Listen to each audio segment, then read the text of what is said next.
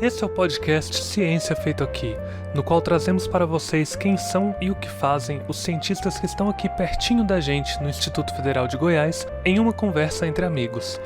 Venha conosco descobrir como é o trabalho de um cientista, o que nos move e como você pode fazer pesquisa científica também. Bom dia, boa tarde, boa noite, caríssimos e caríssimas ouvintes. Bem-vindos ao segundo episódio do podcast Ciência Feito Aqui. Hoje a gente tem uma convidada ilustríssima. Hoje a gente vai trocar uma ideia com a psicóloga Fernanda Miranda. Ela formou em psicologia pela Federal do Mato Grosso do Sul.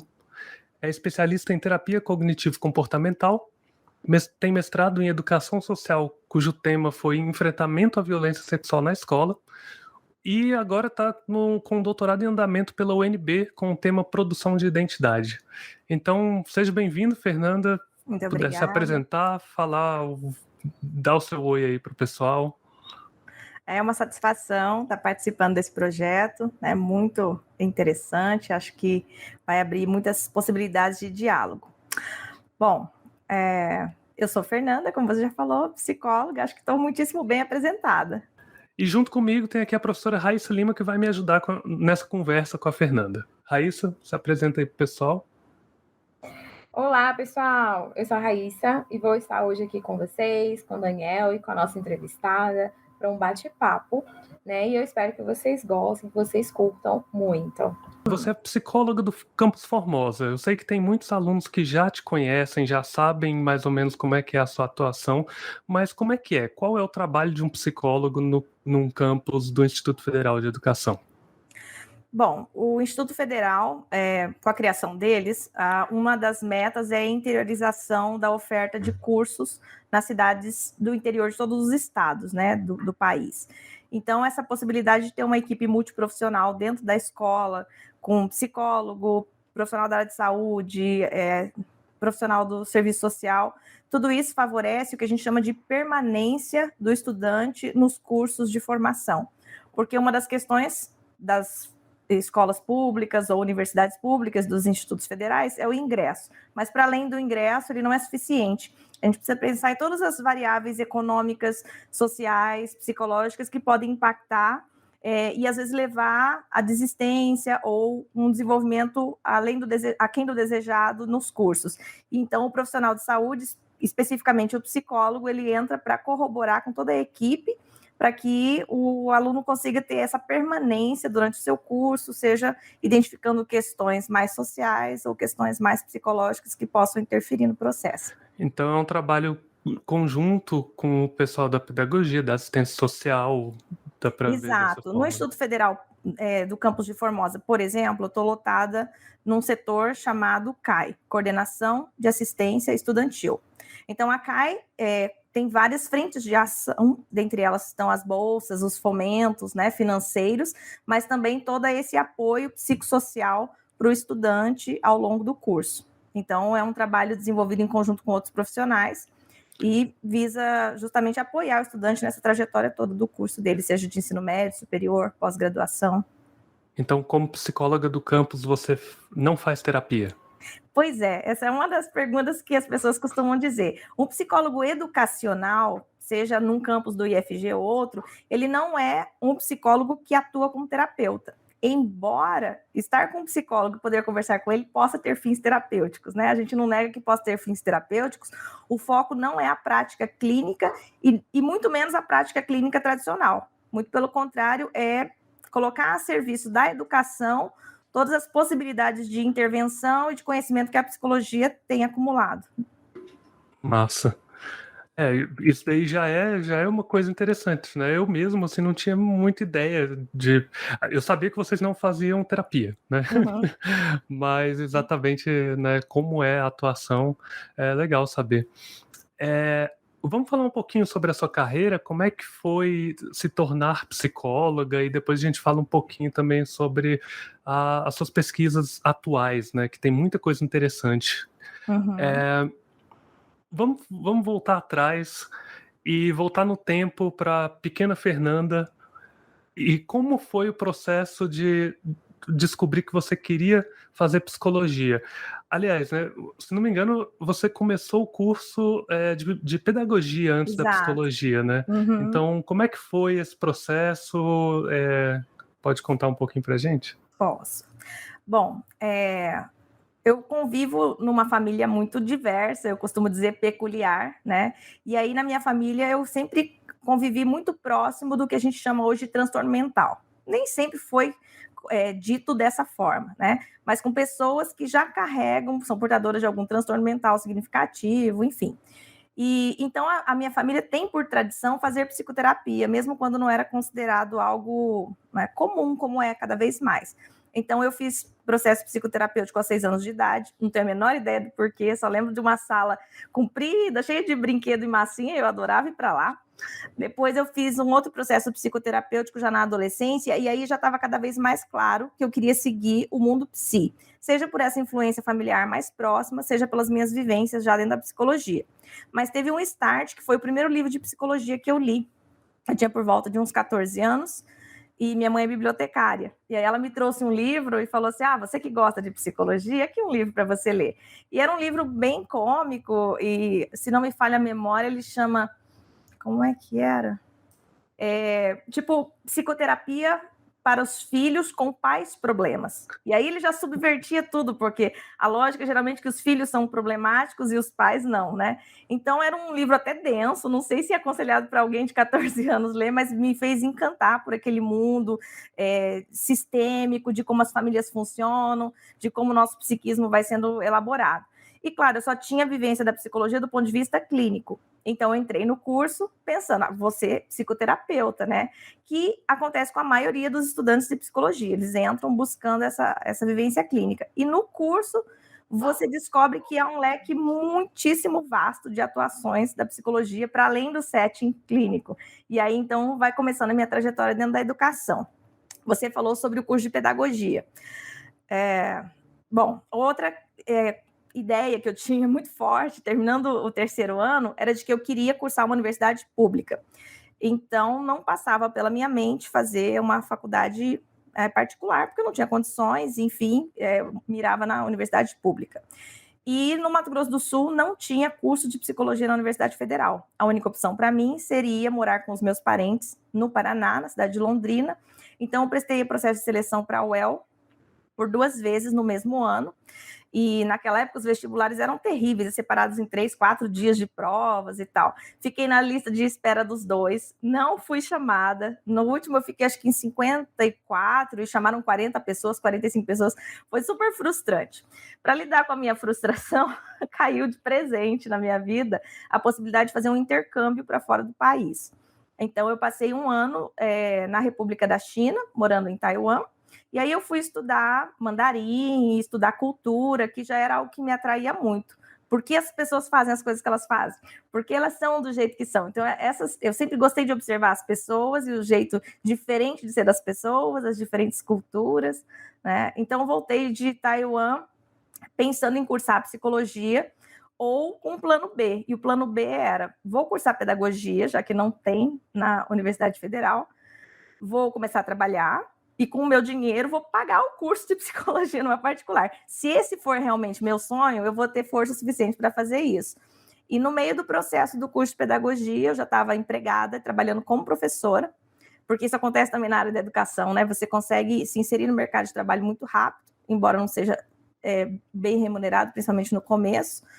E aí abriu o curso de psicologia na Universidade Federal. Então eu estava no meio da pedagogia e eu tinha que tomar uma decisão.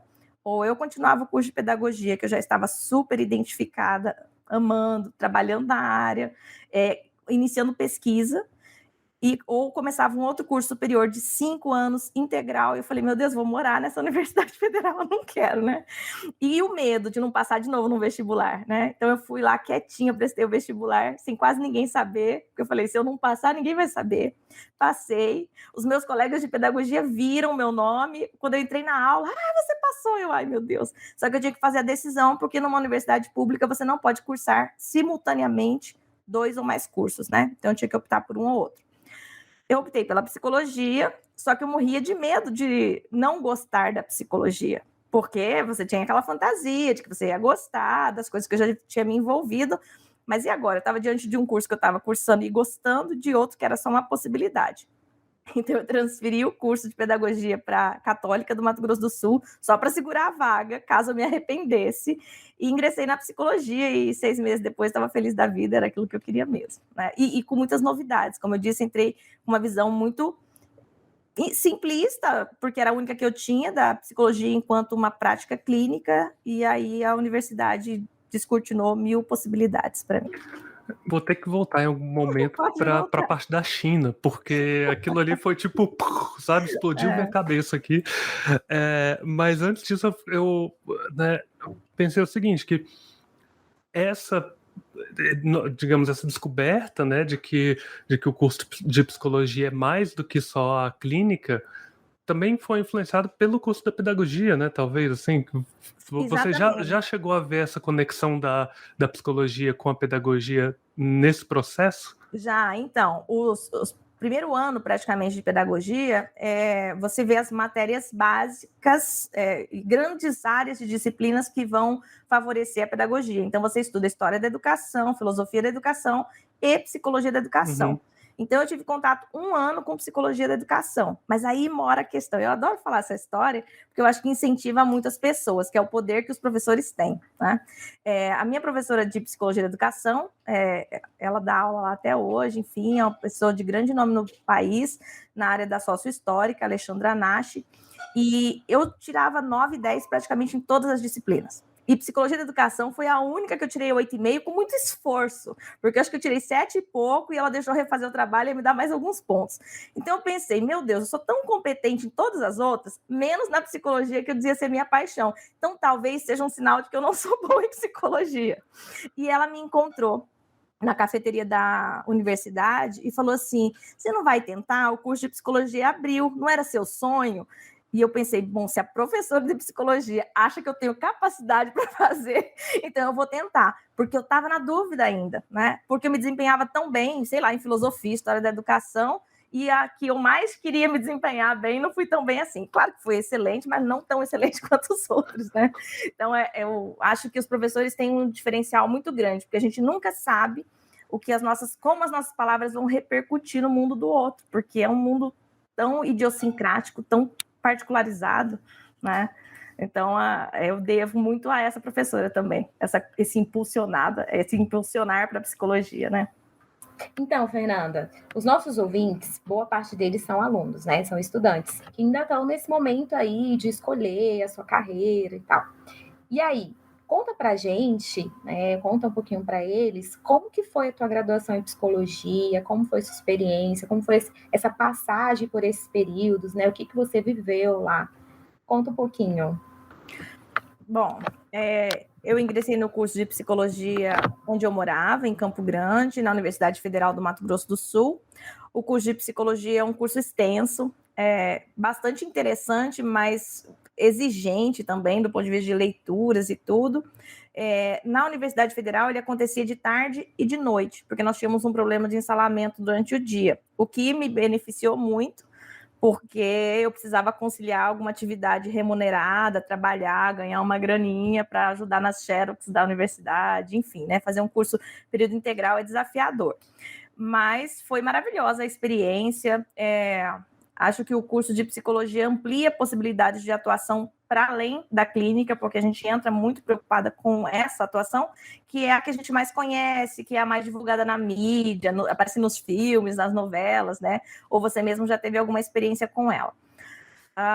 O curso de psicologia, então, ele é bastante amplo quanto às possibilidades de atuação, e eu brinco, falo que a gente sai sabendo um montão de coisas, mas dificilmente muitas delas em profundidade. Então, é um grande start do que você pode fazer, desde atuar em organizações, clínicas, comunidades, com enfoque individual, em grupo, e aí eu acho que ele abre leque para fazer link com tudo que existe, né? Porque se o curso de psicologia se pretende compreender sobre o humano, onde tiver gente, a gente é bem-vindo, né? Então, aquele rol de conhecimentos podem ser úteis. Então, a psicologia tem crescido cada vez mais em atuações muito diversas, né? Não sei se contei tudo sobre a graduação, mas acho que foi isso. A gente sai do curso bem cansado, mas acho que todo curso de graduação, porque a carga horária de estágios é super grande, ela é quase igual à carga horária de disciplinas teóricas. Então, a gente começa a fazer estágio no terceiro ano, e o último ano praticamente são só estágios. Então, a gente cumpre estágios na área da saúde, na área das organizações e na área da educação. Então, tem muitos relatórios para produzir desses estágios. No último ano, você faz um estágio clínico, também obrigatório, e o TCC, né? Então, são muitas atividades de pesquisa, de estágio. Acho que uma coisa que é interessante falar para os estudantes é sempre verificar qual o currículo do curso de psicologia que você está pretendendo ingressar. Porque hoje no Brasil existem basicamente 3 formações em psicologia. O bacharel em psicologia, a formação de psicólogo, que é essa formação mais completa, os 5 anos integral, e o psicólogo que vai ter uma formação mais voltada para pesquisa ou para licenciatura. Muitas vezes algumas universidades não contam para os alunos, ou que eles estão ingressando num curso que vai se tornar integral lá para frente por conta da quantidade de estágios, ou que não vai ser um curso que vai incluir essas atividades de estágio, e aí ele não consegue se filiar ao CRP. Então, ele não vai ser um psicólogo prático, ele vai ser um psicólogo teórico, né? Ou seja, ele vai precisar complementar isso em outra universidade, em outra faculdade. Então, estar muito atento sobre o currículo que estão te oferecendo. Precisa ser um currículo em período integral, 5 anos, senão você não vence a carga horária do curso. Nossa, ok. Fernanda, eu vou ter que voltar um pouquinho. Claro. Eu preciso saber o lance da China.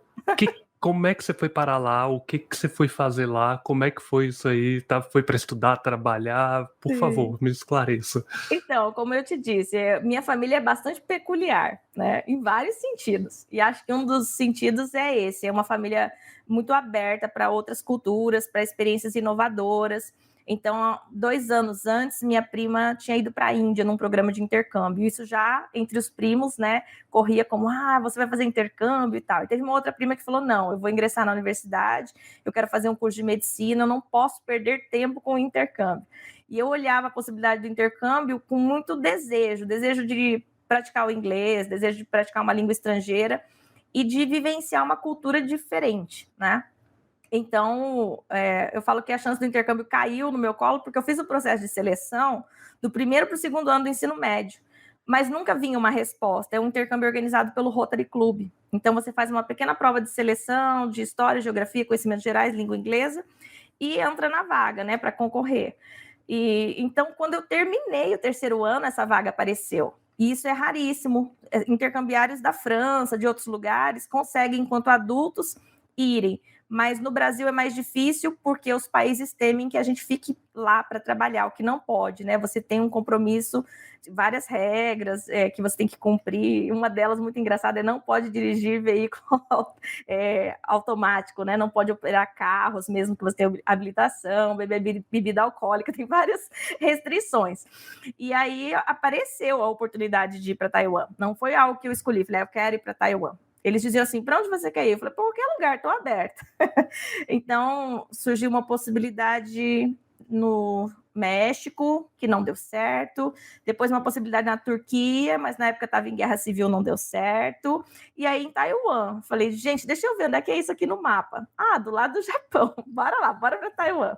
E foi maravilhosa a experiência. Eu fui super aberta a compreender mesmo quem eram aquelas pessoas, como elas viviam, a língua. Então, eu tive a chance de estudar mandarim todos os dias por 1 hora e meia, mas eu falo menos que uma criança alfabetizada. Meu mandarim ainda é muito péssimo. Eu fico tentando assistir umas séries para ver se eu não esqueço alguma coisa que eu aprendi. Mas eu fui com o intuito de ter uma experiência cultural diferenciada. E eu acho que ela foi muito importante para o curso de psicologia.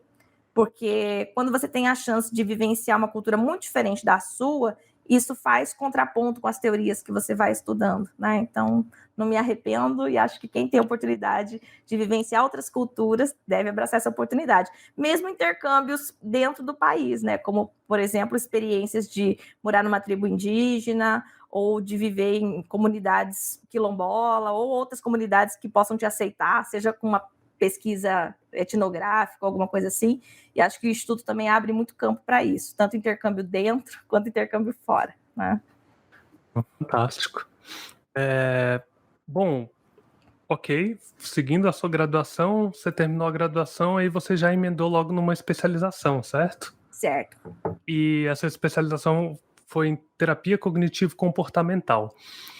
Aí tem como explicar um pouquinho para os nossos ouvintes a diferença entre algumas das principais linhas, né, da psicologia, como cognitivo-comportamental, psicanálise, que o pessoal escuta falar muito, terapia junguiana, né? E como é que é a situação dessas dentro da psicologia? Algumas são mais respeitadas, mais mal vistas? Então, logo que você entra no curso de psicologia, você se surpreende com a ideia de que não é uma psicologia, mas várias psicologias dentro de um hall de conhecimentos. Claro que em algum grau todas as disciplinas que você estuda ou todos os cursos são assim, mas na psicologia isso é muito marcado, porque a psicologia na sua história, ela nasce com raízes na filosofia, ela vira uma disciplina dentro do curso de sociologia, dentro da área da medicina, mas ela não é por si só um curso de graduação ou uma disciplina separada delas. Então, para fazer esse passo, se estabelecer como uma ciência mais ou menos independente das outras, e não uma disciplina dentro do curso de medicina, uma disciplina dentro do curso de sociologia, ela precisou se apropriar do que a gente tinha na época de metodologia de pesquisa, que eram as ciências da natureza. Isso é século XIX, mais ou menos, né? Então, você tem a entrada ou o surgimento do que a gente chama de comportamentalismo. É uma escola da psicologia que já nasce com a proposta de uma psicologia separada desses outros cursos, né? Porque antes disso a gente tinha a psicanálise, mas a psicanálise está localizada dentro da medicina. Ela nasce como escola médica, que contribui muito com a psicologia, mas já não nasce na psicologia, né? A gente traz da medicina essa tradição de primeiras terapias. Primeiras terapias são feitas dentro da medicina por médicos psiquiatras da época, como Freud e outros. Então, o comportamentalismo, ou como ficou chamado no Brasil, behaviorismo, né, por conta da palavra behavior, que é comportamento, ele surge com a possibilidade de empregar os métodos das ciências naturais para entender o comportamento humano. A psicanálise, a diferença entre essas... A gente tem três principais escolas emergindo ali no século XIX da psicologia. E delas, elas vão ramificar muitas outras no século XX e XXI. Então, a gente tem a psicanálise, que é muito forte, o comportamentalismo, que nasce com essa proposta de ser uma psicologia independente das outras cursos, né, das outras ciências. E nós temos a Gestalt, que é uma compreensão sobre fenômenos físicos e fisiológicos. Então, tem uma preocupação em fenômenos como ilusão de ótica, por que será que isso acontece, ergonomia no trabalho e tal. Então, a gente tem essas três grandes vertentes. E a diferença entre elas, basicamente, é que a psicanálise busca compreender as causas inconscientes que orientam ou determinam o comportamento humano. O comportamentalismo tenta entender as relações entre o ambiente e o sujeito, determinando o comportamento humano. E a Gestalt começa a introduzir um elemento que a gente chama de cognição. Naquela época não era chamado de cognição, mas entre o comportamento humano e o estímulo do ambiente, há interpretações. E essas interpretações, né, produzem fenômenos. Então, a gente tem basicamente essas três escolas no século XIX, elas vão derivar em outras. Por exemplo, Jung, que você falou da terapia junguiana, ele era um psicanalista e ele estudou junto com Freud, foi treinado pelo Freud, mas em certo momento ele rompe com a teoria freudiana e lança sua própria perspectiva teórica, né? E ele cria um tipo de análise, chamada análise junguiana, que tem elementos de semelhança com a psicanálise, mas se difere dela também. O próprio comportamentalismo, a perspectiva cognitiva dentro da psicologia começa a emergir, né? Como eu falei, começa a pensar em consciência, pensamento, que são esses processos. Então, o comportamentalismo vai se estreitando das ideias do cognitivismo e surgem como possibilidades cognitivas comportamentais. Depois, nas terapias, a gente também tem várias terapias cognitivas comportamentais, né? Que é tentar entender a relação entre comportamento, cognição, pensamento e emoção. A Gestalt vai se aproximar mais da vertente humanista das áreas humanas, e aí vai produzir a Gestalt terapia, que é uma terapia focada na pessoa e no fenômeno que emerge ali no encontro com o terapeuta. depois a gente vai ter terapias corporais, terapias que relacionam o corpo com a dramatização, como o teatro espontâneo, que é o psicodrama. Então, hoje a gente tem um rol de terapias enormes, né? Muito variado, e elas bebem lá dessas 3 primeiras escolas. Tá? Parece que tem uma questão assim de algumas delas tem mais, digamos, background, assim, evidência, né, de funcionar melhor para determinados tipos de problemas, né? Já ouvi falar coisas assim, que, por exemplo, que a comportamental é muito bom para, sei lá, pessoas que querem controlar vícios, não sei, assim, que cada situação que a pessoa queira trabalhar, alguma costuma ter uma efetividade maior, ou não é bem assim? Exato, né? Assim, as ciências se produzem de modo diferente em todas as áreas, e na psicologia não é diferente. Então, enquanto que o comportamentalismo se aproximou muito mais da experimentação, ou do que a gente chama de psicologia experimental, tentando demonstrar como é que as suas técnicas produzem ou não efeito, outras correntes da psicologia não estão exatamente preocupadas com isso. Elas buscam mostrar eficácia, mas muito mais a interpretação do sujeito, ou o modo de operar do terapeuta, né? Então, a psicanálise, por exemplo, nem sempre vai estar muito vinculada com psicologia experimental. E hoje, no rol das revistas de publicação científica, é muito valorizado a relação entre técnica e essa resposta, né, mais objetiva. É por isso. Aí a cognitiva comportamental vem crescendo muito e ganhando espaço, porque ela tem conseguido mostrar, né, assim, eu me lembro de uma pesquisa que fizeram um tempo atrás sobre rotas neuronais com pessoas que têm patologia por jogos, vícios por jogos. Então, elas foram submetidas a, acho que mais ou menos 15 sessões de psicoterapia, e iam fazendo imagens cerebrais dessas pessoas. Elas eram umas 10 pessoas, mais ou menos. Não sei se eu vou ser muito fiel, porque eu não estou com o artigo aqui para mostrar, mas o que aquela pesquisa quis mostrar? Que acho que 6 ou 7 delas mostraram alguma mudança, não só do ponto de vista do comportamento, mas também do ponto de vista de funcionamento de áreas cerebrais. 3 delas não fizeram efeito nenhum. Então, a psicologia experimental vai tentar mostrar que há uma tendência, ou em que grau as suas técnicas alcançam, mas elas não alcançam 100% das pessoas, né? E é isso que a ciência hoje valoriza, né? Você mostrar possibilidades, previsibilidades, maiores ou menores possibilidades de atuação. E a cognitiva comportamental busca o tempo todo estar experimentando suas técnicas, criando novas técnicas, experimentando suas técnicas, né? Mas eu acho que isso que é o interessante nisso que você falou. Você mostrou várias linhas, né? E aí, como nós temos pessoas bem diversificadas, isso também mostra que algumas linhas podem funcionar com algumas pessoas e outras, né, para outras pessoas. Acho que isso é bem bacana. Eu tenho um relato interessante, logo no começo da minha carreira, que foi de uma moça que eu atendi, e ela tinha feito psicanálise por muito tempo. Ela tinha obsessão por facas. E ela falou, a minha vida era péssima. Chegou um ponto que a minha família me proibiu de entrar na cozinha da minha casa, porque eu tinha pensamentos obsessivos com facas, eu queria me machucar, eu queria usar facas, enfim. E aí ela fez psicoterapia por um bom tempo, e estava ótima, né? Evoluindo bastante. E o psiquiatra dela insistia que ela procurasse um terapeuta cognitivo-comportamental. E o psicanalista dela, na época, era homem. Eu me lembro que era homem porque ela falou assim, a única coisa que eu tenho dificuldade com ele é de tratar questões de cunho sexual. Então, acho que se eu for tratar isso, eu vou procurar um terapeuta mulher. E ela veio fazer uma sessão comigo.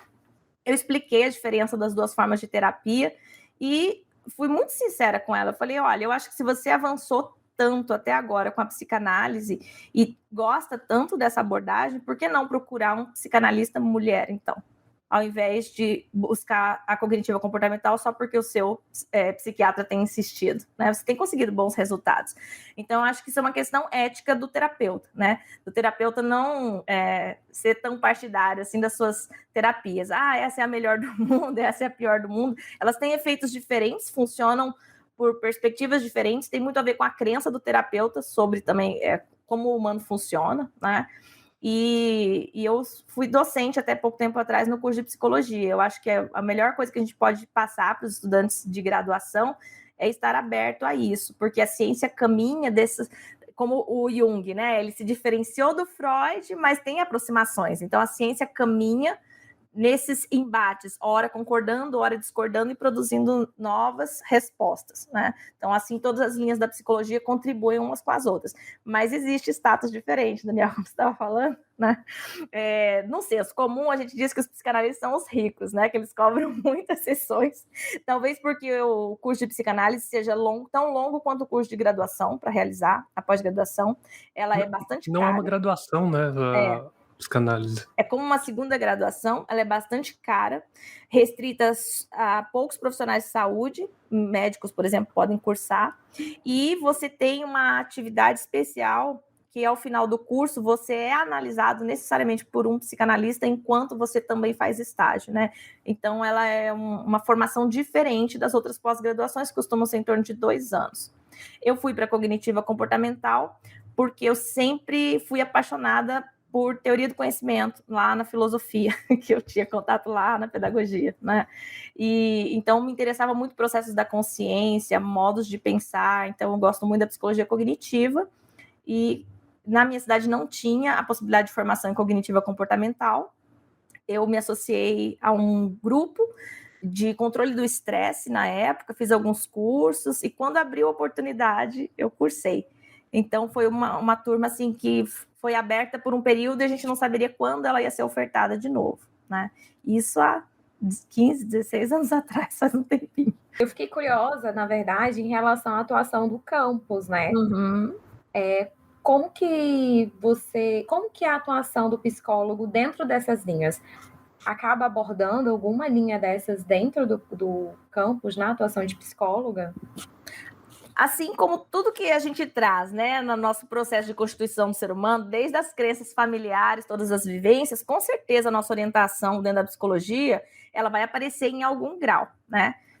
Mas como a gente vem buscando trabalhar no Brasil já talvez 20, 30 anos, a psicologia da educação precisa, né, se estabelecer enquanto uma possibilidade de atuação diferente da psicologia clínica. Porque, infelizmente, nessa história da entrada da psicologia no Brasil, ela é bastante recente. Na década de 60, começam os primeiros cursos de psicologia. Então, no Brasil, a psicologia chega, parecida com a sua história lá atrás na Europa, como disciplina. Ela chega dentro dos cursos de educação, dentro dos cursos de filosofia, né? Ela não chega como um curso de graduação. Então, é uma atuação bem recente. E nós chegamos no Brasil numa época em que a conjuntura política era de ditadura, regime militar. Então, a psicologia que chega ao Brasil é a psicologia com muita influência dos Estados Unidos, da perspectiva comportamentalista, né? E numa proposta da época do governo militar de orientar a educação para o trabalho, uma educação técnica, né? Tem até um contraponto com os IFs, enfim. E, infelizmente, nessa época, a ideia era: vamos selecionar o melhor homem para o melhor posto, né? Então, vamos hierarquizar a sociedade e organizar e usar as ferramentas da psicologia para isso.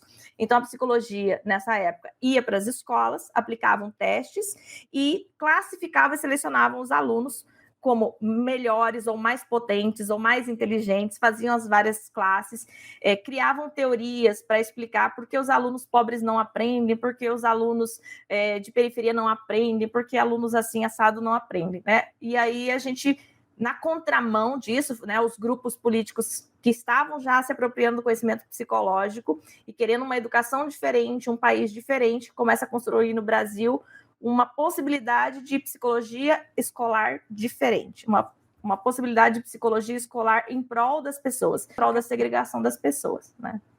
Ai, bacana, bem Sim. legal. E aí, assim, seguindo aí na tua carreira acadêmica, falando um pouquinho aí do teu mestrado, né? Uhum. Algum motivo específico para você ter se interessado pelo tema enfrentamento à violência sexual na escola? Por que você, né, escolheu esse tema? Uhum. Acho que são dois grandes aspectos. A Universidade Federal do Mato Grosso do Sul fica em Campo Grande e tem vários campos no interior. E o estado do Mato Grosso do Sul faz fronteira com 2 países, que é a Bolívia e o Paraguai. Então, eu estou muito próxima de uma região de fronteira que tem abertura tanto para o tráfico de drogas quanto o tráfico de seres humanos, seja para o norte do país, seja para fora do país, né? É rota. Então, existem programas da universidade sobre isso, sobre tráfico humano, sobre exploração sexual de criança e adolescente. Então, a Universidade Federal já vinha com esses programas. Então, durante o curso, você tem professores que trabalham ativamente nesse programa e vão cativando profissionais ou perspectivas com os alunos, né, em prol dessas intervenções. E aí foi que eu me aproximei da temática. Mas, para além disso, quando eu comecei a atuar no consultório, né, eu estava com mais ou menos 2 anos de formado, estava terminando a pós-graduação, para mim era assim, chocante, eu acho que a palavra é chocante. O quanto que os relatos de mulheres, à medida que elas avançavam no processo terapêutico comigo e criavam uma intimidade, eu raramente conheci uma mulher que nunca sofreu algum grau de violência sexual, né? E mesmo nas minhas relações interpessoais. Então é raro uma mulher falar assim, não, eu nunca fui encoxada contra uma parede, nunca tentaram passar a mão em mim em público ou em privado, nunca me falaram uma coisa que me deixou desconfortável, muito pelo contrário, né? Eu mesma, na minha história pessoal, embora não tenha sofrido estupro, eu consigo identificar 9 situações de violência sexual na infância e adolescência, né? Então isso me chamou muita atenção, o quanto esse fenômeno está aí, é meio que constitutivo quase das identidades femininas, né? E eu estava numa região que o assunto é sempre muito candente, né?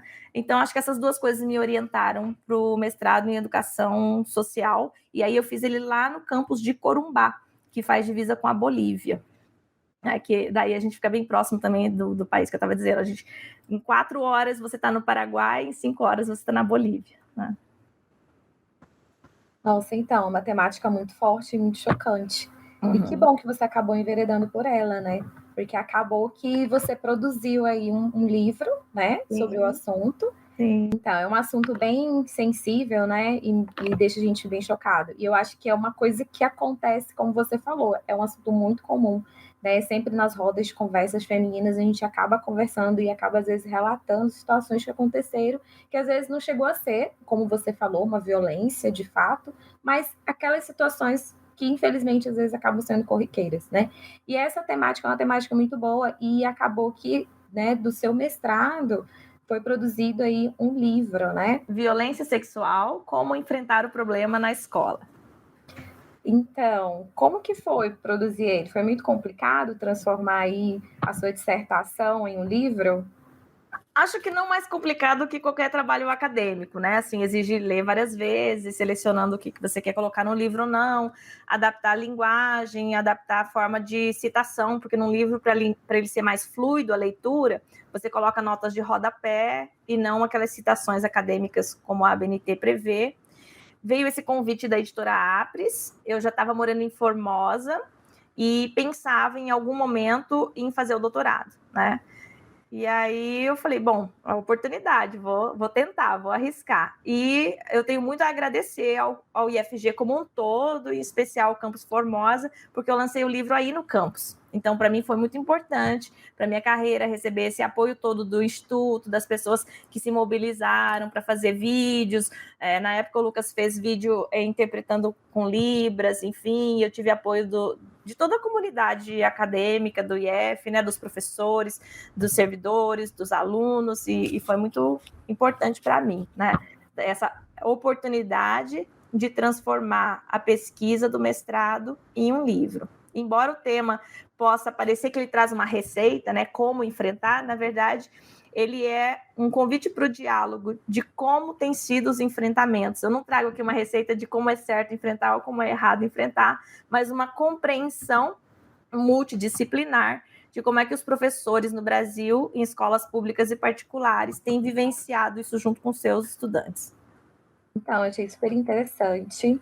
Pretendo com certeza ler como professora, né? Porque eu acho que é uma coisa que a gente precisa lidar, a gente acaba lidando com isso, a gente precisa aprender a como talvez identificar os sinais, saber o que pode ser feito. Então, e a ferramenta, né, necessária é o conhecimento, né? Então, eu fiquei bem interessada na leitura desse livro.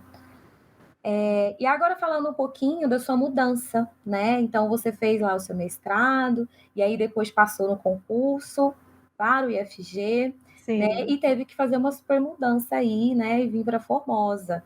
como que foi para você sair aí do Mato Grosso do Sul, né, e vir para Formosa? Está aqui com a gente hoje. Se adaptou? Me Pretende adaptei, me retornar? sinto formosense. Não pretendo voltar. Se os parentes ouvirem, eles vão chorar. Brincadeira, acho que eles já estão mais acostumados. Mas assim, eu não imaginava exatamente que ia vir para Goiás ou para o IF. Quando os IFs surgiram e quando o concurso surgiu, eu mal sabia o que era uma escola técnica ou todo esse movimento. Fui atrás para estudar, para me preparar. Mas voltando à questão do mestrado, uma coisa que é comum na profissão de psicologia é o psicólogo assumir várias frentes de trabalho. Dificilmente um psicólogo assume uma única frente de trabalho, a não ser que ele seja um servidor público como eu e esteja satisfeito com essa possibilidade, pronto, né? A maioria dos psicólogos tem duas ou mais frentes de trabalho. Então, ele é clínico em alguns dias específicos da semana e ele trabalha numa escola também, ou ele trabalha numa empresa e uma outra coisa também. Então, a minha carreira já começou assim, né? Eu era orientadora educacional e psicóloga clínica e professora, porque no começo da carreira é muito difícil estabelecer o consultório, você não tem know-how, não conhece as pessoas, os planos de saúde não firmam contrato com a gente antes de 2 anos de formado, então eu pagava para trabalhar, porque eu queria que o consultório desse certo também, né, com a possibilidade de atuação. Então eu trabalhava em 3 lugares, em muitos lugares, na verdade, trabalhava muito. E passei num concurso para professor substituto da Universidade Federal do Mato Grosso do Sul. E aí pude trabalhar no curso de algumas graduações, né, de licenciatura, pedagogia, matemática, no próprio curso de psicologia.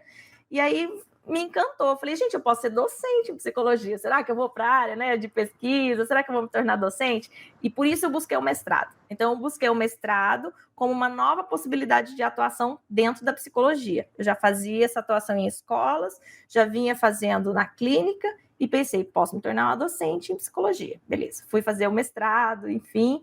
Terminando o mestrado, eu consegui um emprego que eu acho que também foi maravilhoso, assim, para abrir possibilidade de campo.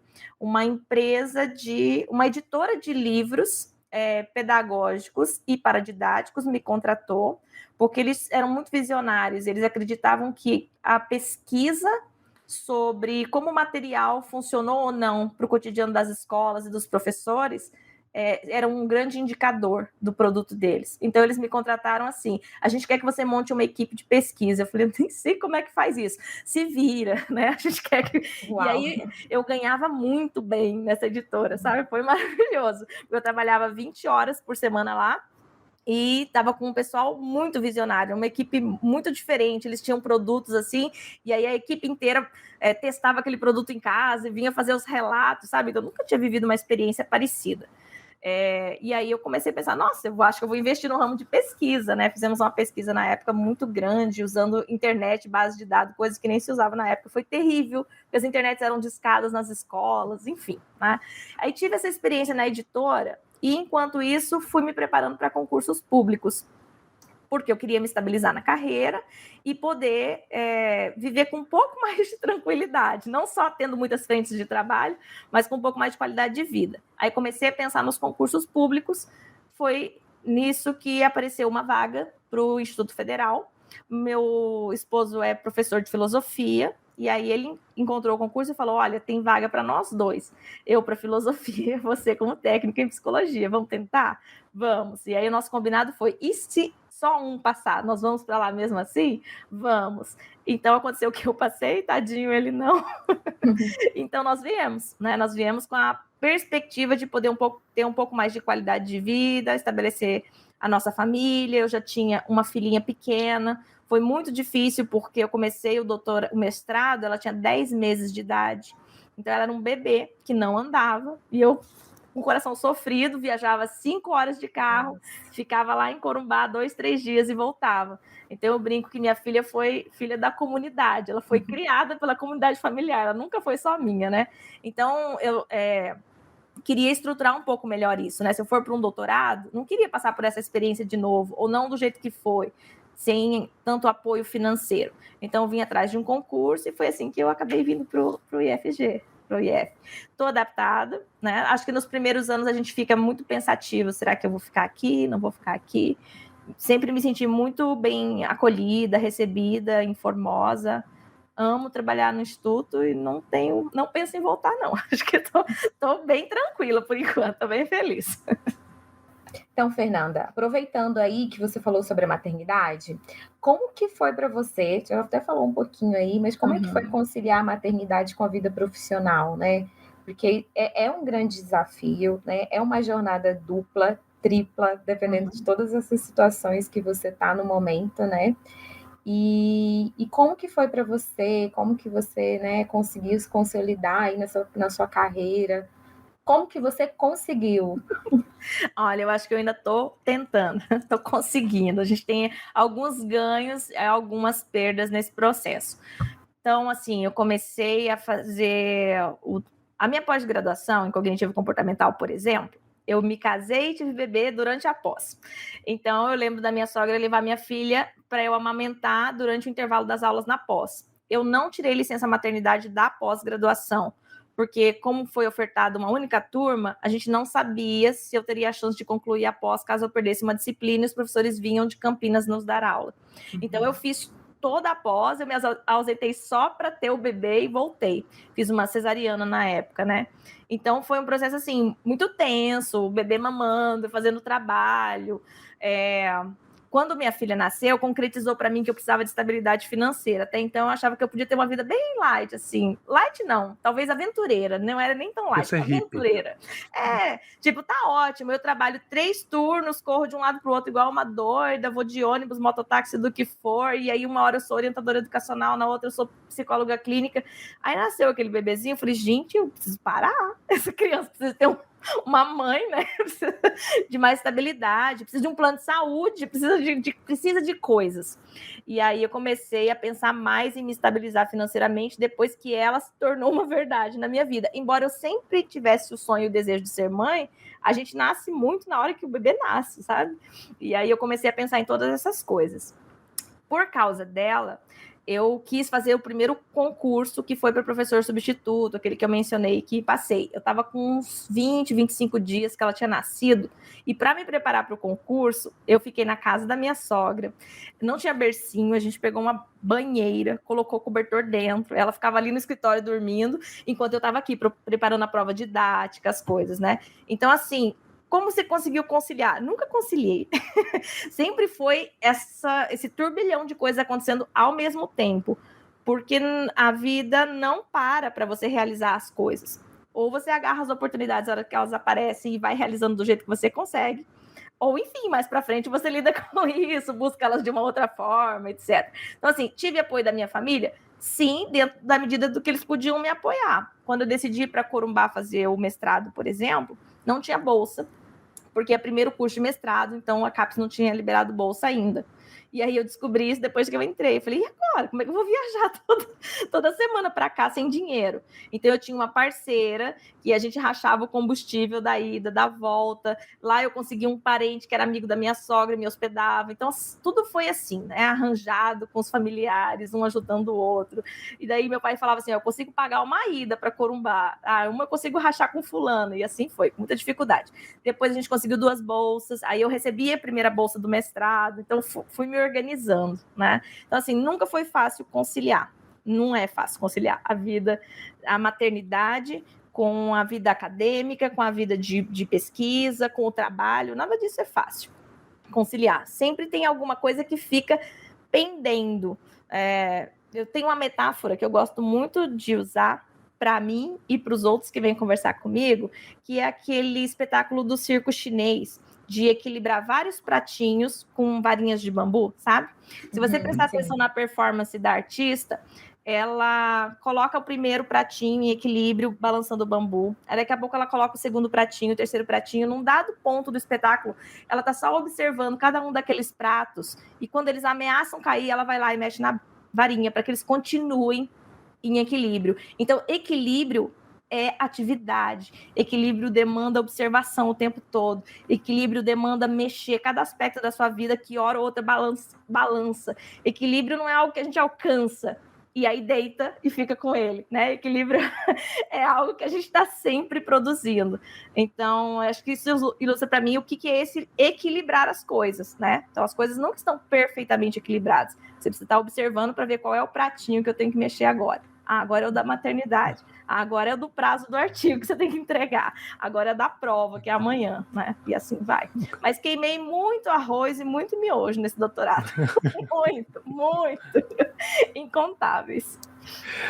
Fernanda, ainda sobre a maternidade, como psicóloga, não fica naquela de querer fazer o Piaget, de querer fazer experiências e analisar e registrar tudo que está acontecendo, bancar a terapeuta com a filha? Como é que é essa relação de ser mãe e psicóloga?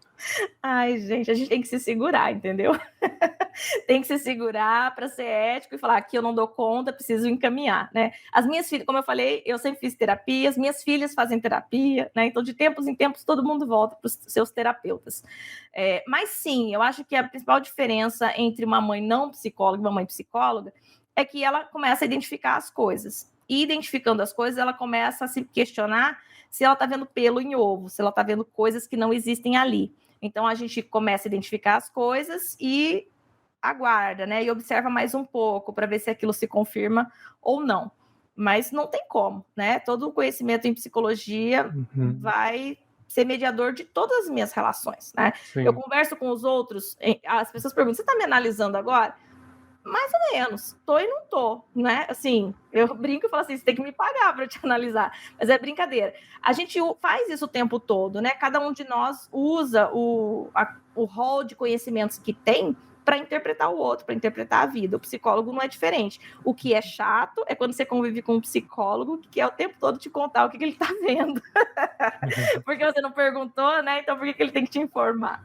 Mas é isso, acho que dá vontade de fazer essas coisas. E a gente faz alta super nene em casa, faz altas experiências com os filhos. Quem sabe eles viram psicólogo também, né? Fica tudo meio igual a gente, fora do eixo. Voltando um pouquinho para a questão da temática da violência, né? Essa questão de até que ponto a escola deve entrar é um assunto recorrente aí. Vai ter, né, pessoas que vão defender que não, escola é lugar para aprender a ler, aprender matemática, fazer conta e tal.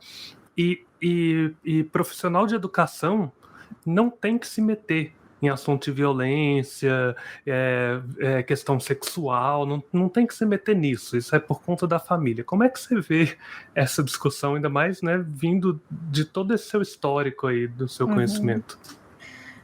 Olha, penso que uma coisa é o que está prescrito e outra coisa é a realidade concreta, né? O que está prescrito, às vezes, não abre espaço. Às vezes, porque o ECA abre esse espaço, né? É uma prescrição que abre esse espaço. O que está prescrito nas sociedades nem sempre abre espaço para que a escola abrace todas essas coisas. Eu sei que quando a escola abraça muitas coisas, para além do seu objetivo fim, que é o ensino ou a formação educacional, isso sobrecarrega os docentes em muitos graus, sobrecarrega a equipe, porque não sabe como lidar, ou nem tem esse aparato de pessoas para lidar. Mas o que é a realidade concreta? O que nós temos de realidade é que em muitos países, e o Brasil não é diferente, as pessoas praticamente nascem dentro da escola. Então, elas nascem, por volta de 4, 5 anos elas vão para a escola, algumas vão desde bebezinho, nos berçários, e elas vão passar muitas horas nessa instituição. Às vezes, elas vão passar mais horas nessa instituição do que dentro das suas famílias. Então, querendo ou não, é um lugar preferencial, vamos dizer assim, de desenvolvimento da infância e da adolescência. Goste ou não, é onde as crianças e adolescentes estão. Eles estão na escola, né? Sempre, todos os dias. Quando a educação se torna obrigatória, ainda mais. Porque daí não tem nem chance de não estar lá. Vai estar lá com certeza. E o ECA abre essa possibilidade por quê? Eu nasci na década de 80, o ECA da década de 90. Então, eu me lembro de como o ECA foi sentido no cotidiano. Embora eu não soubesse que existia o Estatuto da Criança e Adolescente naquela época, com 10, 11 anos, eu comecei a perceber que os bares onde a gente ia comprar cerveja para os nossos pais não podiam mais vender cerveja para a gente, não podiam mais vender cigarro para a gente, começou a ter placas. Então, foi mudando aos poucos as lógicas sociais, né, do que se pode fazer com crianças ou não, do que é direito de uma criança ou não, e assim por diante.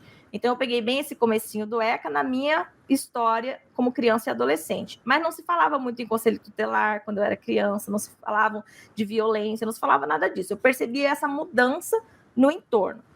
10 anos depois, acho que com uns 20 anos de ECA, nós já tínhamos bem estabelecido como é que ele ia funcionar. E uma das previsões dentro do ECA é que aquele profissional que atende uma criança ou um adolescente, seja na área da saúde, da educação ou do serviço social, se ele suspeita de que aquela criança está sofrendo algum tipo de violação dos seus direitos, qualquer violação, né, de qualquer um dos direitos, não só da violência sexual, ele é obrigado por lei a reportar isso para o Conselho Tutelar ou para as delegacias, para os órgãos oficiais, né? E é claro, você cria uma prescrição obrigando uma prática profissional. Como eu falei, há uma diferença entre a realidade concreta e aquilo que é prescrito. Só que isso, de alguma forma, não se efetiva, por 1001 razões. Porque as pessoas têm medo de denunciar, elas têm medo de ficarem implicadas, e algumas vezes ficaram ou ficam, né? Tem muitas preocupações nisso tudo. Então, você me perguntou assim, a escola tem ou não tem que se meter, né? Acho que é difícil a gente fechar o olho para a realidade. Talvez o seu desejo seja, eu quero ensinar português para essa criança, quero ensinar matemática para essa criança. Mas ela cria um vínculo com você e daqui a pouco ela fala, tia, sabia que lá em casa não sei o quê? Sabia que meu pai fez isso? Sabia que minha irmã não sei o quê? Você pode desconversar e fingir, falar, vamos fazer uma redação? Ou ver o que você faz com aquela bomba, porque ela aparece como uma bomba, né? Um choque, como eu falei para vocês, na vida do professor. E aí chega um ponto que eu acho que a equipe toda já não consegue mais fingir que aquilo não está acontecendo, né? Então, você, às vezes, tem um estudante que está dizendo para você, eu penso em morrer, eu penso em me suicidar. Você vai falar, então, e a geografia que a gente estava vendo? Vamos ver lá. Então, você não consegue. Acho que a humanidade do professor, muitas vezes, abre esse espaço, né? Que tem uma previsão legal, mas que só por vias de lei a gente não obriga a escola a se envolver. Então, a gente tem a possibilidade de fazer os currículos ocultos, né? Ou seja, cada um lida como quiser, a gente finge que não está fazendo isso, ou a gente institucionaliza algo. Não, nós vamos lidar com a questão da sexualidade, ela vai ser assim, assim, assado. Quando os PCNs foram criados, foi uma possibilidade, ela hoje está meio pulverizada, do que seria uma educação sexual, uma educação, ou temas transversais dentro da educação, né? Mas essa temática é recorrente. Quem estuda sobre a educação sexual de uma maneira geral sabe que ela continua sendo o patinho feio aí dos temas transversais da escola. A gente conseguiu inserir muita coisa, né? Consciência ecológica, cada vez mais a inclusão de pessoas com necessidades educacionais específicas, mas o tema da sexualidade continua sendo um pano para manga, talvez porque em sua gênese ele é um dos tabus fundantes da sociedade, né? E aí a gente recorre ao Freud, por exemplo, para explicar isso, né? Que foi quem trabalhou essa lógica de que ele e alguns marxistas, né? De que a sociedade se estrutura ou ela começa a se organizar enquanto sociedade quando a gente cria proibições para os comportamentos humanos. E uma das grandes proibições para o comportamento humano, diferenciando a gente de outros bichinhos da natureza, de outros animais, a gente não pode procriar com os nossos parentes, ou nem com pessoas muito próximas, e não de idades diferentes, e assim por diante. Então, a gente vai criando regras, como é que o comportamento sexual tem que acontecer, né? Então, assim, acho que a escola tem que se envolver? Não é só uma questão de achar, é uma questão legal. Vou fingir que a questão legal não existe? Eu acho que é criar meios para que elas se concretizem. Essa que é a minha perspectiva. Fernanda, muito bom. No seu doutorado, você trabalhou uma outra temática, né? Você está trabalhando, pesquisando essa outra temática, que é a formação de identidade de adolescentes ao ingressar no ensino médio, né? Como que é isso? Fala um pouco para a gente, né? Como que é a pesquisa, como que está sendo e por que você se interessou por essa temática? Eu me identifico muito com as raízes teóricas que vieram me constituindo como profissional, né? E uma delas é essa perspectiva da praxis. Então, todo lugar que eu estou atuando como trabalhador, me suscita muitas perguntas e muitas novidades, indagações. Então, lá no Mato Grosso do Sul, eu estava numa região de fronteira, próximo da violência sexual, e isso me direcionou para essa área. Aqui em Goiás, eu já estou mais no centro do país, eu estou lidando com adolescentes, que é outra coisa engraçada, dizer assim, é o último grupo populacional que eu quero aprender a lidar com adolescente, eu morria de medo. de lidar com adolescente. No consultório eu atendia criança e adulto, não atendia adolescente de jeito nenhum, porque eu dizia, eu não sei como interagir com adolescente. Então, Formosa foi um grande espaço de aprendizagem. Eu vim aprender a trabalhar com adolescente e hoje eu acho que eu trabalho muito bem. Está indo para 10 anos que eu trabalho com adolescentes e não trabalho mais com crianças, né? Hoje eu trabalho só com adolescentes e adultos. Porque veio o tema, então, de estudar a identidade do adolescente agora no doutorado. Como eu estava dizendo, a minha atividade principal, a atividade de trabalho, suscitam as questões de pesquisa ou de pergunta para mim. Como eu estou trabalhando com vários adolescentes no Instituto Federal, trabalho com adultos também, mas especificamente adolescentes, eu quis investigar como é essa transição do ensino médio ao ensino superior. Então, eu propus uma pesquisa longitudinal que acompanhassem algumas pessoas desde o seu ingresso no ensino médio, ao longo do ensino médio e do ensino médio para o ensino superior. Porque é a demanda do público do Instituto, eu acho que isso poderia melhorar a minha prática profissional e etc. Como a gente está num período de final da adolescência, início da adultez, é um período chave que a gente chama de maior estabilidade de alguns processos de identificação, o que a gente está chamando de identidade. Porque o que é a identidade? São muitos processos de identificação e diferenciação acontecendo ao longo da vida toda, desde que você é criança. Eu me sinto menino ou menina, eu me sinto brasileiro ou japonês, eu me sinto desse grupo étnico ou daquele, enfim, eu vou me identificando ou não com algumas coisas. E na adolescência, você tem um boom de experimentação de possibilidades. Então, você experimenta 1001 possibilidades e elas mudam muito rápido. Então, você experimenta possibilidades religiosas, possibilidades políticas, possibilidades filosóficas. Você vai experimentando de grupos artísticos, enfim, e vai estabilizando algumas delas do final para a adolescência e no início da vida adulta. Que é quando você toma algumas decisões que te inserem no mundo do adulto, para a nossa lógica societal do momento, né? Que é ter uma profissão e que lugar você vai ocupar nesse mundo. Então, essa é uma decisão muito importante nesse período, né? Então, por isso eu quis buscar, então, a temática da identidade. Como a identidade vai se desenvolvendo nesse período de transição, final da adolescência, início da adultez, ou adultez em emergência, como a gente está chamando agora. Tô curiosa para saber esse resultado depois, com os nossos alunos. Logo, logo, se Deus quiser. Eu também. Faz uma palestra pra gente, alguma coisa assim, né? Eu vi que alguns artigos que você tem publicado, né, participação em congressos e tal, você tem visto a questão dessa formação de identidade manifestada nas redes sociais, né? Em memes e tal. E aí, de vez em quando, eu olhando as coisas que os alunos compartilham, né, a gente vê algumas, por exemplo, tem uma página famosa chamada IF Obscuro, você deve ter passado por ela. E às vezes me dá uma impressão que tem uma ênfase no sofrimento, né, uma coisa meio exagerada, que o IF é um lugar de sofrimento. E assim, né, eu olhando de fora ali, para mim isso acaba criando uma expectativa ruim no aluno que às vezes nem entrou, já tá entrando no desespero ali, tipo, vou morrer ali dentro daquele lugar ali. Então eles já sofrem por antecipação, né? E você acha que tem sentido nisso que eu tô falando, ou isso é uma preocupação meio boba, porque os alunos se divertem com essas brincadeiras de sofrimento, mas na verdade não é tão assim, que é meio um papo de velho meu? Será que é eu, tipo, o velhaco olhando para as redes sociais e essas modernidades aí? Ou realmente é uma preocupação a ser levada a sério, né? Porque assim, eu vejo no nosso tempo ali, começo dos anos 2000, pré-redes sociais, quando a gente entrava num curso, né, de graduação, já tinha um pouco dessa pressão. O veterano ia falar, você vai sofrer muito, não sei o quê. Então, será que não é só a mesma manifestação, só que agora num outro espaço, ou não? Bom, como eu comecei a me interessar nesses processos da juventude, a gente está falando de um jovem diferente do que eu fui, tem alguma semelhança com o que eu fui, mas diferente porque eles já são considerados nativos digitais, né? Nascido num mundo em que a internet está muito mais potencializada do que quando eu nasci. Eu conheci um computador com 10 anos de idade. O mouse sumiu do frame da tela, eu achei que tinha quebrado aquele negócio. Então, a minha relação com a máquina foi uma relação de temor no começo, e daí na adolescência passei a usar a internet discada, peguei essa história do começo da internet.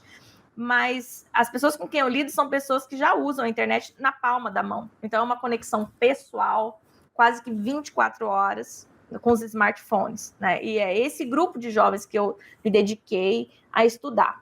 Pensando nos processos de identificação, me chama muita atenção, claro, o uso intenso das redes sociais por todo mundo, não só por eles, mas eles são o grupo mais ativo, né, nas redes sociais, no mundo inteiro. Nós somos o segundo país de maior uso de redes sociais, e se mantém tempo de conexão no mundo, né? Acho que a gente perde para a Filipinas, se não me engano, é algum país asiático. Mas, assim, é impressionante a quantidade de horas que os brasileiros passam nas redes sociais, que os jovens brasileiros, e usando as redes sociais. E a linguagem das redes sociais é uma linguagem mais curta, simplificada, e num misto de que a gente chama de linguagem multimodal, né, de vídeo com imagem e tal. Então, sempre me chamou a atenção que processos de identificação a internet possibilita. E quando a gente está falando de identificação, a identificação para o bem e para o mal, né? Um pouquinho. O mal entre os psicólogos, às vezes, é uma relativização do que pode ser bom ou mal. Claro que, em algum grau, as pessoas avaliam o mundo em bom ou mal, em algum grau, em melhor ou pior, mais desejado, menos desejado. Mas, como eu disse lá no começo, a gente não tem ideia de como as nossas palavras ou como os processos de identificação vão reverberar no mundo do outro, porque esse mundo é muito idiosincrático. Mas a gente tem algumas tendências. Uma tendência que sempre me chamou a atenção foram os alunos dos IFs do Brasil inteiro irem para as redes sociais, criar comunidades de alunos do IF e ficar postando seu cotidiano, fotos e fazendo meme, né? A gente faz piada com aquilo que é difícil falar na cara limpa, assim, sabe? Então, a gente faz piada de tudo que é difícil. Os temas das piadas são os temas mais marginalizados da sociedade. Então, eu penso que se os alunos estão criando muita piada sobre o sofrimento acadêmico, talvez porque ele seja real, né, na vida dessas pessoas. Pode criar uma identificação negativa, né, como um contágio emocional, do tipo já vir com uma experiência negativa ou uma expectativa negativa sobre a instituição? Acho que sim. Como eu disse, a gente não tem previsão disso. Mas, em algum grau, é sempre desafiador quando você entra no ensino médio ou entra no ensino superior, porque você muda de nível de ensino. E essa transição educacional causa rupturas com as metodologias que você conhecia, com a complexidade dos conhecimentos, das disciplinas. Você passa a ter outro grupo de professores, outro grupo de colegas, outra complexidade de disciplinas e tal. Para o IF, eu penso que é mais desafiador ainda, né? Porque é um rompimento mesmo com o grupo de amigos que você tinha, grupo de professores, etc. E uma vivência muito próxima das metodologias usadas nas universidades federais. Porque no mesmo espaço você tem curso superior com curso de ensino médio e os mesmos docentes, né? Então, são rupturas significativas. E aí a minha pesquisa, adiantando um pouquinho, ela mostra isso. Ela mostra, como é que eu posso dizer, uma grande contradição nos IFs, e aí pensar a contradição como um motor de possibilidades, né? A contradição é como se fosse a energia ou os motores de coisas que podem emergir como positivas, mas também como negativas, né? E aí a gente tem uma instituição tentando dar conta de tudo, de um currículo integrado ao ensino médio, de formação para a cidadania, de formação para o trabalho, de formação para isso, de formação, né, gigantesco, mas que às vezes impacta como exaustão sobre a vida do estudante. Então, acho que é algo que, espero, na próxima década, os IFs se ponham a pensar, né, em estratégias para esse currículo, porque é um currículo potencialmente maravilhoso, né, assim, em sua origem, nas suas concepções, nas suas ideias, mas que às vezes o modo de concretizar é como a gente já conhecia, um modo às vezes conteudista e bastante fragmentado, e que pode pesar sobre os estudantes como exaustão, como outras pesquisas no Brasil vêm mostrando também. Então, uma maior dificuldade no primeiro, no segundo ano, e uma melhor possibilidade de adaptação no terceiro ano. Mas eu acho que não dá para afirmar assim, o IF faz mal para os alunos, né? Não, aí também é demonizar a instituição, de jeito nenhum. Como eu estou falando, eu adoro trabalhar nesse lugar, como é que esse lugar pode ser tão péssimo ou tão ótimo assim, né? Então, são possibilidades. Outra coisa que a gente precisa pensar é que os jovens, às vezes, já vêm adoecidos de antes, né? Isso é outra coisa que minha pesquisa mostra. Então, quando você tem um adolescente que já veio desenvolver um transtorno mental, diagnosticado ou não, no ensino fundamental 2, quando ele faz uma grande ruptura dessa, isso pode se acentuar, isso pode voltar, né? Pode piorar uma situação que já existia. Pensar também que muitos alunos que ingressam no IF são alunos que são pessoas que vivem em condições de vulnerabilidade socioeconômica, né? Isso também impacta na vida dessas pessoas. Então, todas essas condições podem ser dificultadoras. Não dá para dizer assim, só o IF, é só o currículo e é só isso. Mas que às vezes eles se sentem assim bem para baixo e num desafio quase intransponível, principalmente no primeiro ano, sim. Mas vão criando estratégias, né? Uma delas é a possibilidade de espaços dialógicos, de espaços de diálogo dentro da instituição. E isso favorece, né? A minha pesquisa também mostra isso. Isso é saúde dentro dos institutos federais. A possibilidade de você se sentir construtor, produtor, ator, agente de transformação do seu ambiente escolar, coisas que eles não tinham vivenciado até então nas outras escolas, sejam públicas ou particulares. E aí eles conseguem canalizar isso para algo positivo e para melhorar várias situações, sejam mentais, sociais, econômicas, né? Então eu enxergo o IF como uma grande possibilidade de potência transformadora, mas a gente precisa orientar esse processo, né? Para ajudar nesse sentido. Fernanda, você falou algumas palavras como rupturas, dificuldades, né, diferenciais. Aí você fez uma pesquisa com outro grupo, né, de alunos. Você fez uma pesquisa aí com alunos advindos do campo, né, e que vieram para o IF, né, estudar numa área urbana, né? Então, saíram das escolas rurais ali do campo, né, e vieram para outra realidade urbana. Fala um pouquinho para a gente dessa pesquisa, como que foi, quais foram as suas observações. Dentro dessa grande pesquisa longitudinal, vários recortes são possíveis, né? E um dos recortes possíveis foi isso, porque a amostra ela foi totalmente aberta, a convite de quem quisesse participar. E no IFG Campus Formosa, nós recebemos também alunos que vêm de comunidades rurais, que vêm de outras comunidades, né? E os IFs nascem muito com essa proposta de interiorização mesmo dos cursos, enfim, de atender populações rurais, ou de populações ribeirinhas, quilombolas, indígenas, enfim, depende de cada região do país. Bom, o que eu posso falar dos alunos, dos estudantes, né, que vêm da área rural, é que embora Formosa não seja uma grande metrópole, ela é a cidade para esses estudantes. Eles vieram de escolas bem menores, bem pequenas, com o mesmo grupo de colegas sempre junto, de professores, e chegam aqui e isso é ao mesmo tempo deslumbrante, ao mesmo tempo super desafiador, né? Uma das metáforas que a minha participante usava, ela falava assim, parecia que eu caí da mudança. Então, pensa em alguém que cai da mudança, um cachorrinho, né? Nossa. Você cai no meio do caminho, você não sabe como agir. Então, eu não tenho ferramentas práticas socioculturais, lógicas, para entender o que está acontecendo e para intervir. Então, isso causa um grande impacto. Então, eles não estão somente se adaptando à transição de entrar no ensino médio, estão também se adaptando à transição de ir para o centro urbano e muitas vezes serem subalternizados, serem ridicularizados pelo modo como falam, pelo modo como se vestem, pelas lógicas que têm. Então, são processos de grande transformação e eles aos poucos vão mostrando essa transformação. Olha, eu quando cheguei, eu era uma pessoa do campo na cidade. À medida que a transição educacional vai acontecendo, eu me tornei uma pessoa do campo e da cidade. E agora estou muito mais identificada com as pessoas da cidade, né? Então, os estudos de jovens, né, da população rural, mostram também que muitos deles não querem voltar para o campo depois que vêm para a cidade, embora as condições de vida na cidade também não sejam necessariamente melhores. Eles vão viver na periferia, às vezes, com muita dificuldade, mas a cidade tem alguns atrativos que no campo ainda não tem. E um deles é o que a gente estava falando, que é a internet e a rede de telecomunicações. É um grande atrativo para os jovens da juventude rural, né, no país inteiro. Sim. E aí, como curiosidade, assim, essa questão de formação de identidade, né? Como a adolescência é um processo tão forte nisso, deve acabar influenciando também, né? Já que a construção da identidade acontece nesse momento em que eles estão na cidade, né? Exato. Então, assim, é um encadear de rupturas, né? São muitas rupturas para lidar ao mesmo tempo, né?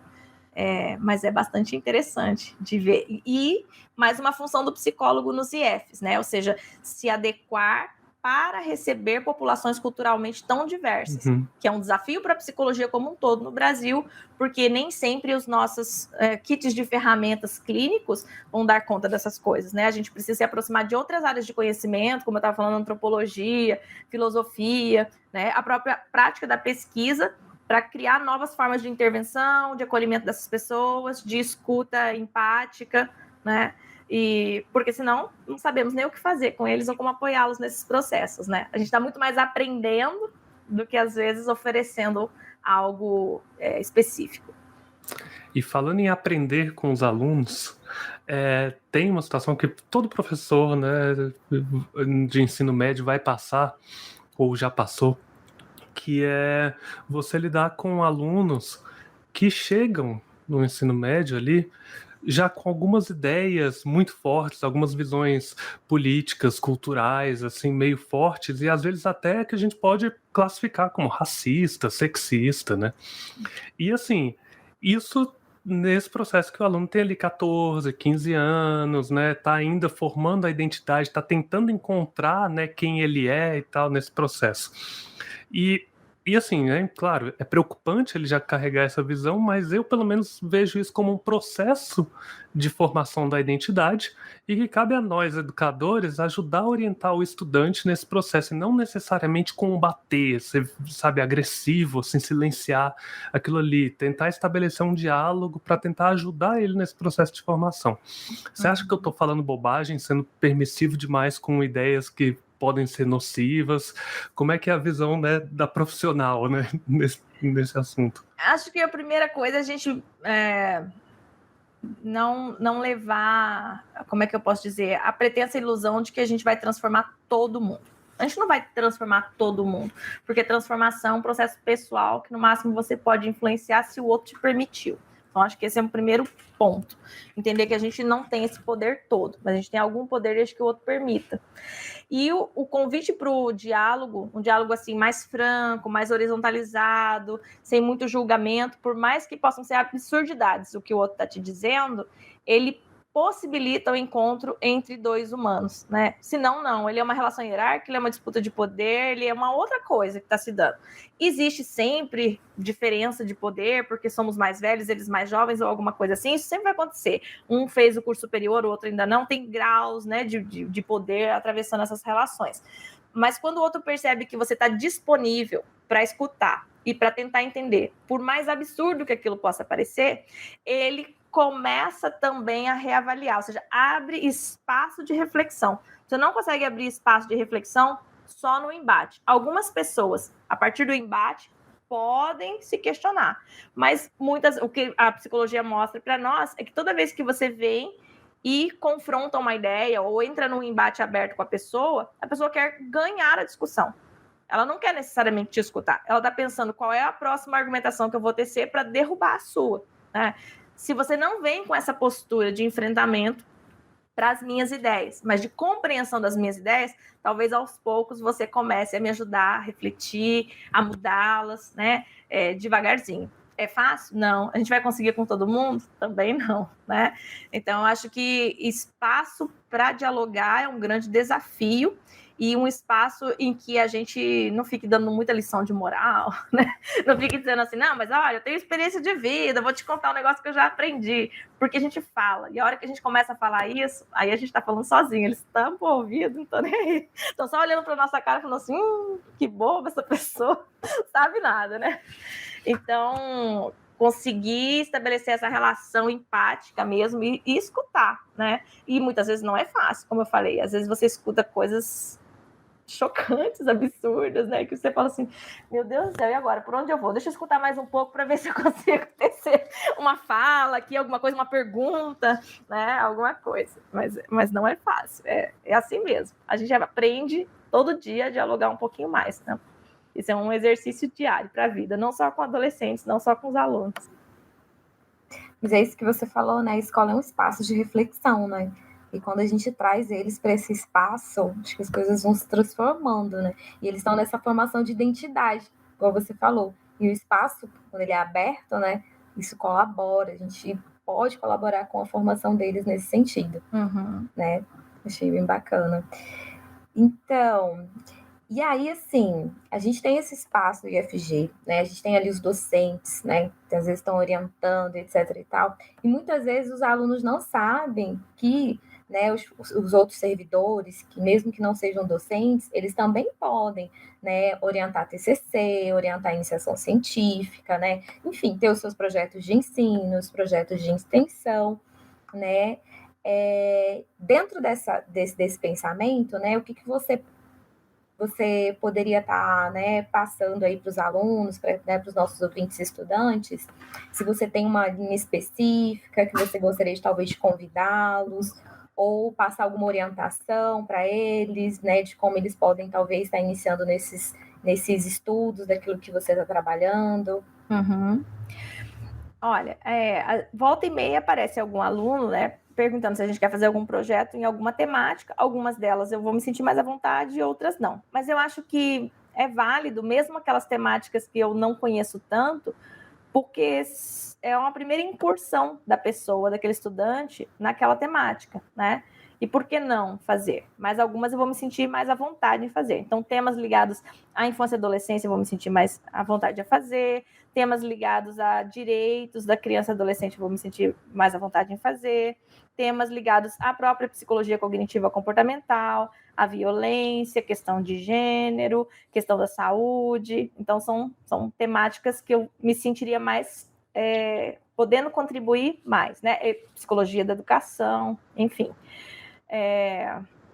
Os servidores, em geral, dos IFs, né? Seja eles docente ou técnico, podem propor tanto projetos de pesquisa como projetos de extensão. E eu já participei de alguns e participo junto, às vezes, co-orientando TCC, alguma coisa assim. Então, estou sempre nessa grande mescla entre prática e pesquisa, né?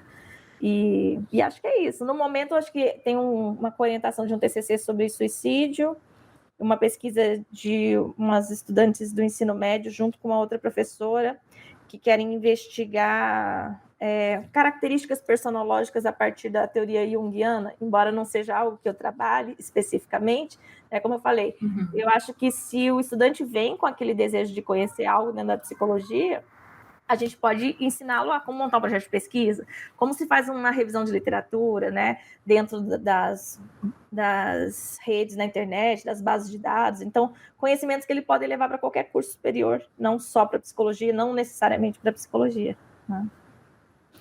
Nossa.